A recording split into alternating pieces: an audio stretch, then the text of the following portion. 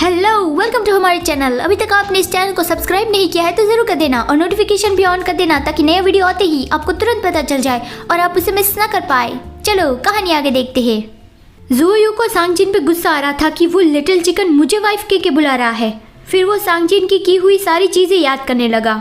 वो हर बार मेरे लिए खाना लाता था और वो मेरी केयर करता था। उसने मेरे लिए कोजी बेड बना दिया था और कहा था कि तुम्हारी केयर करना मेरी ड्यूटी है।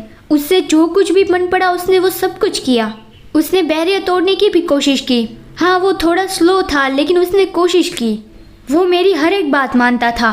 उसने अपनी सारी एनर्जी खर्च करके हेवन के प्रिमोडियल स्पिरिट को नरिश करने की कोशिश की। वो कभी कभी मुझे अपनी टेल भी दिखाता था, तो उसने वो सब कुछ मेरा फेवर पाने के लिए किया। वो अपनी वाइफ को इम्प्रेस कर रहा था। वो तो ये भी नहीं समझ पाया कि हमारे बीच क्या डिफरेंट है। वो ये नहीं समझ पाया कि मैं उसे हस्बैंड नहीं मानता हूँ, मैं उसे सिर्फ एक कॉन्क्यूबाइन मानता हूँ। और हेवन भी उसकी बात सुन के गुस्सा हो गया था कि उसने अभी क्या कहा, तुम उसे अपने साथ सोने दोगे। और इस बार हेवन सच में बहुत ज़्यादा इनसिक्योर फील करने लगा था। वो कहता है कि क्या जब मेरा प्रिमोडियल स्पिरिट अवेकन नहीं हुआ था तब तुम दोनों के बीच ऐसा कुछ हुआ था। तो ज़ुओयू उसकी ओर देखता है और फिर मुस्कुराता हुआ कहता है कि वो सिर्फ मेरे लिए एक खिलौना है। वो मेरे साथ सोना डिजर्व नहीं करता। लेकिन अगर सच में ऐसा हुआ होता तो भी क्या, क्रिएशन गॉड तो कब का मर चुका है और मैं जो कुछ भी करूं उसमें तुम तो मुझे कंट्रोल कर ही नहीं सकते। क्या आप समझ गए यो मैजेस्टी? हेवन फ्लोट होके ज़ुओयू के पास आता है। वो उसे अपनी ओर करने की कोशिश करता है कि ब्रदर, हम दोनों ही असली गॉड है, हम दोनों ही सबसे ऊपर है। हम उन पैथेटिक क्रीचर जैसे बिल्कुल भी नहीं है। क्रिएशन गॉड तुम्हें प्यार नहीं करते थे लेकिन मैं तुमसे प्यार करता हूँ और तुम भी सिर्फ मुझे ही प्यार करोगे। तुम मुझे बिट्रे नहीं कर सकते। तो फिर ज़ुओयू भी कहता है कि डोंट वरी, तुम ही सिर्फ मेरे इकलौते ब्रदर हो। हाँ, ये सच है कि मैं बदल नहीं सकता हूँ। हम दोनों के बीच जो बॉन्ड है वो बहुत ही ज़्यादा स्ट्रॉन्ग है। मैं तुम्हें बिट्रे नहीं करूँगा। और वो हेवन को गले लगा लेता है। हेवन कहता है कि वो बेवकूफ़ चिड़िया बहुत ही ज़्यादा एरोगेंट है और वो डिसरिस्पेक्टफुल शब्द ही बोले जा रहा है। क्या मैं तुम्हारे लिए उसे खा जाऊँ? ज़ुओयू कहता है कि नहीं, वो मेरे लिए बहुत काम का है। मनुष्यलोक में जो कुछ भी हो रहा है वो सब मैं उसकी वजह से जान पा रहा हूँ। जब सब कुछ ठीक हो जाएगा तब मैं खुद ही उसकी केयर कर लूँगा। लेकिन अब भी हेवन को सांगजिन के बारे में चिंता हो रही है कि ज़ुओयू मुझे उसे मारने क्यों नहीं दे रहा है। बाहर सांगजिन बैठा हुआ बोल रहा था कि मैं कितने वक्त से तुम्हारा नाम पुकार रहा हूँ लेकिन तुम तो मुझे देखना ही नहीं चाहते, तुम कितने क्रूल हो। तभी उसके पीछे ज़ुओयू आ गया था और वो इनविजिबल था। सांगजिन बोल रहा था कि मैंने सीक्रेटली तुम्हारे बारे में इंफॉर्मेशन ढूंढने की कोशिश की लेकिन मुझे कुछ भी नहीं मिला। मैं जानता हूँ कि जिसने बहुत बड़ा क्राइम किया हो उसे ही सिर्फ यहाँ बीच में बंद किया जाता है, लेकिन मुझे इससे कोई फर्क नहीं पड़ता। मैं हमेशा तुम्हारे साथ रहूँगा, चाहे तुम्हारी सज़ा कितनी भी लंबी हो। अगर हम दोनों साथ में रहेंगे तो ये इतना ज़्यादा बोरिंग नहीं बनेगा। जैसे लॉर्ड लीजू मास्टर केओस से प्यार करते हैं वैसे ही मैं अपने पूरे दिल से तुम्हें प्यार करूँगा। मैं हर रोज तुम्हारे लिए धर्म की किताबें पढ़ूंगा ताकि तुम अपनी ब्राइट साइड में जा सको। तभी ज़ुओयू उसे बुलाता है तो तुरंत ही सांगजिन इधर उधर देखने लगा कि ज़ुओयू तुम कहाँ पे हो। ज़ुओयू कहता है कि मेरी पावर और मेरी बॉडी अभी तक रिकवर नहीं हुई है, मैं अभी तुमसे नहीं मिल सकता हूँ, मैं सिर्फ तुम्हें वॉइस मैसेज ही कर सकता हूँ। तो सांगजिन डिसअपॉइंट हो गया कि ओह, मुझे सिर्फ तुम्हारी आवाज़ ही सुनने मिलेगी। और वो कहता है कि ज़ुओयू क्या तुमने सुना मैंने जो अभी कहा था, मैं वापस आना चाहता हूँ। ज़ुओयू कहता है कि मैंने तुम्हें कहा था ना कि तुम्हें यहाँ पे वापस नहीं आना है, तुम मेरी बात सुनते क्यों नहीं हो? तुम कितने ज़िद्दी हो। मैं यहाँ इस नर्क में बंधा हुआ हूँ और तुम मुझे कह रहे हो कि मैं तुमसे मिलने आऊँ।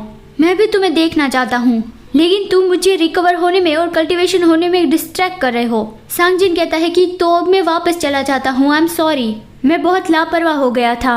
अब जबकि तुम मुझे यहाँ नहीं चाहते हो तो अब मैं जल्दी ही वापस चला जाता हूँ। लेकिन क्या तुम मेरी वाइफ हो ना? तो ये सुन के ज़ुओयू गुस्सा हो गया और वो सोचता है कि फिर से इस बारे में बोलने की तुम्हारी हिम्मत कैसे हुई? मैंने आज तक ऐसा कोई भी नहीं देखा। ये लिटिल चिकन तो बहुत ही ज़्यादा कॉन्फिडेंट है। वो एक इविल गॉड को अपनी वाइफ बनाना चाहता है जिससे क्रिएशन गॉड भी डरता था। मैं उसे मेरी छोटी उंगली से ही मसल के रख सकता हूँ। वो सांगजिन के साथ थोड़ा खेलने की कोशिश करता है और कहता है कि मुझे इसमें कोई प्रॉब्लम नहीं है, लेकिन जब हम अगली बार मिलेंगे तब हम इस बारे में बात करेंगे। सांगजिन कहता है कि ओके, मैं हार्ट कल्टीवेशन करूँगा, मैं तुम्हारे जितना ही स्ट्रॉन्ग बन जाऊँगा और फिर जब मैं आऊँगा तब मैं इस बैरियर को तोड़ दूँगा। और हाँ, मेरी हाइट के बारे में तुम चिंता मत करना, मैं अब भी बड़ा हो रहा हूँ। जब तुम्हारी सज़ा ख़त्म हो जाएगी तब मैं हमारे लिए बहुत ही अच्छा सा नेस्ट बनाऊंगा और हम वहाँ पे साथ में रहेंगे। मैंने तुम्हारे लिए काफ़ी सारी जड़ी बूटियाँ भी कलेक्ट की है, इससे तुम्हें रिकवर होने में हेल्प मिलेगी। ज़ुओयू को उन चीज़ों में कोई भी इंटरेस्ट नहीं था। वो कहता है कि उसे वहीं पे रख दो, जब मैं ठीक हो जाऊंगा तब मैं उसे वहाँ से ले लूँगा। सिर्फ तुम्हारे अलावा बैरियर के नज़दीक कोई नहीं आ सकता है, तो इन चीज़ों को कोई भी चुरा के नहीं ले जाएगा। सांगजिन कहता है कि एक और चीज़ है जो मैं तुम्हें पर्सनली देना चाहता हूँ। उसके हाथ में उसका एक पंख था। वो कहता है कि ये मेरी बॉडी का गोल्ड फीदर है। यहाँ आने से पहले मैंने इसे निकाल दिया था, वो बहुत ही ज़्यादा पेनफुल था। इसमें सन और मून का एसेंस है, तुम्हें इससे बहुत सारा फ़ायदा होगा। बर्ड क्लैन बहुत ही ज़्यादा लॉयल होता है। मैं तुम्हें मेरा पंख दे रहा हूँ, ये सबूत है कि मैं तुम्हें कभी बिट्रे नहीं करूँगा और तुम्हें कभी छोड़ के नहीं जाऊँगा। सब कुछ मैंने इस बैग में बंद कर दिया है, अब मैं जा रहा हूँ, बाय बाय ज़ुओयू। वो उस पोटली को वहाँ छोड़कर उड़कर चला गया। उसके जाने के बाद ज़ुओयू वहाँ पे आता है और उसका पंख हाथ में लेके कहता है कि आखिर किसको ये बकवास चीज़ चाहिए। बेवकूफ़ चिकन, मैं बर्ड क्लैन की लॉयल्टी पे यकीन नहीं करता और मुझे तुम्हारे प्यार में भी यकीन नहीं है। मैंने तुम्हारी जान बचाई थी ताकि मैं तुम्हारा एक टूल की तरह इस्तेमाल कर सकूं।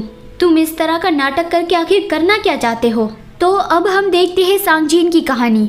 जब सांगयान और लीजू कुनवू माउंटेन पर रह रहे थे तब लीजू के पास एक फीनिक्स का अंडा था। सांगयान उसे कहता है कि लीजू, ये तुम्हारे पास क्या है? तुम्हें ये कहाँ से मिला? तुम्हें जो कुछ भी मिलता है वो तुम यहाँ लाते ही रहते हो, क्या तुम इसे हैच करने वाले हो? लीजू कहता है कि फीनिक्स एक दिव्य पक्षी होता है और बहुत ही दयालु होता है। वो अपनी पावर से लोगों के अंदर की नफरत को मिटा सकता है। पहले जो फीनिक्स था वो 30,000 साल पहले ही मर गया है और नेचुरली दूसरा अंडा बॉर्न होने में 30,000 साल लग गए। न्यू बॉर्न फीनिक्स बहुत ही ज़्यादा नाजुक होता है। उसके अंदर अग्नि का पुनर्जन्म होने के बाद ही उसकी पावर अवेकन होती है, तो मुझे लगा कि उसे प्रोटेक्ट करने के लिए मैं यहाँ पे उसे ले आता हूँ। सांगयान कहता है कि मैं एक बार एक फीनिक्स से मिला था, तुमने जो भी कहा वैसा तो वो बिल्कुल नहीं था। वो तो बहुत ही ज़्यादा वायलेंट और खून का प्यासा था और वो बहुत ही ज़्यादा अट्रैक्टिव भी था। मुझे तो तुम्हारी बात पे यकीन नहीं है। मुझे तो डर है कि ये छोटी सी चीज़ जब इंसानी रूप में ट्रांसफॉर्म होगी तो मुझसे भी बेहतर दिखेगी। तो लीजू समझ गया कि आयन जेलस हो गया है और वो कहता है कि तो क्या हुआ, मैं तो सिर्फ एक बैड टेम्पर वाले बिग किटी से ही प्यार करता हूँ जो तुम्हारी तरह ही बहुत आसानी से जेलस हो जाता है। सांगयान कहता है कि तुमने अभी जो कहा उससे बात नहीं बनेगी, मैं सीरियसली कह रहा हूँ। लीजू कहता है कि तो फिर क्या तुम इस एग के मास्टर बनोगे और तुम ही इसे हैच करना? तो सांगयान कहता है कि क्या मैं? फिर उसे ही हर वक्त फीनिक्स के अंडे की देखभाल करनी पड़ती थी और उसे उसमें बहुत ज़्यादा गुस्सा आता था। फिर जब फीनिक्स अंडे से बाहर आ गया तो सांगयान बहुत ज़्यादा खुश हो गया था कि देखो वो बाहर आ गया है, वो तो कितना ज़्यादा मोटा है। क्या ये सच में एक फीनिक्स का अंडा था? वो तो एक चिकन जैसा दिख रहा है। फिर फीनिक्स धीरे धीरे करके बड़ा हो रहा था।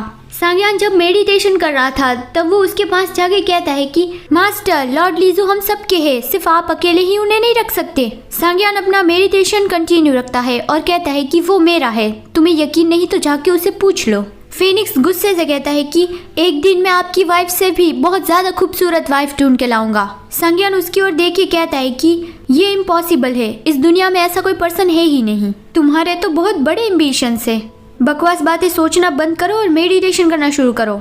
और वो फीनिक्स के सर पे अपनी उंगली मारता है तो वो फीनिक्स को बहुत ज़्यादा जोर से लग गई और वो कहता है कि हाँ हाँ ठीक है। तब सांगयान ने अपना रूप बदलना सीख लिया था और बाकी सब ने अपना रूप बदलना अभी तक नहीं सीखा था। और तब सांगयान के अलावा फीनिक्स को और कोई सही सलाह नहीं देता था। स्टबन उसे कहता है कि सांगजिन हमारे साथ चलो, यहाँ पास वाली पहाड़ी पे जो 9 सर वाली चिड़िया रहती है, मैं तुम्हें उसके साथ आर्ग्यू करना सिखाता हूँ और साथ में शिकार करना और तुम्हारे चेहरे को कैसे बरी करना है वो भी सिखाता हूँ। सांगजिन ने अभी तक उड़ना नहीं सीखा था तो वो अपने छोटे छोटे पैरों से ही चल के जा रहा था कि हाँ मैं आ रहा हूँ। और वो सोच रहा था कि मास्टर स्टबन ने मुझे कहा है कि वो आज मुझे बहुत ज़्यादा टीज नहीं करेंगे। लीजू कुछ काम करते हुए गुजर रहा था और वो देखता है कि ग्लूटोन सांगजिन को कुछ कह रहा है। ग्लूटोन उसे कह रहा था कि तुम बहुत अच्छे हो, तुम्हें जल्दी ही बहुत बड़ा हो जाना होगा। मैंने सुना है कि मेल और फीमेल दोनों फीनिक्स अंडे दे सकते हैं। मैंने इस दुनिया की सारी चीज़ों का स्वाद ले लिया है, बस एक फीनिक्स के अंडे नहीं खाए हैं। तो सांगजिन भी कहता है कि मैं आपके खाने के लिए बहुत सारे अंडे दूंगा। तो ये देख के लीजू सोचता है कि वो उस नादान बच्चे से फिर से नॉनसेंस बातें कर रहा है। मैंने उन लोगों के हाथ में सांगजिन को सौंप दिया, ये शायद मेरा गलत डिसीजन था। वो लोग तो उसे सिर्फ गलत गलत चीज़ें ही सिखा रहे हैं। आखिर वो बड़ा होकर किस तरह का फीनिक्स बनेगा? Thank you so much for watching. अगर आपको ये कहानी अच्छी लग रही है तो वीडियो को जरूर लाइक कर देना, चैनल को भी जरूर सब्सक्राइब कर देना। चलिए मिलते हैं अगले वीडियो में, बाय बाय।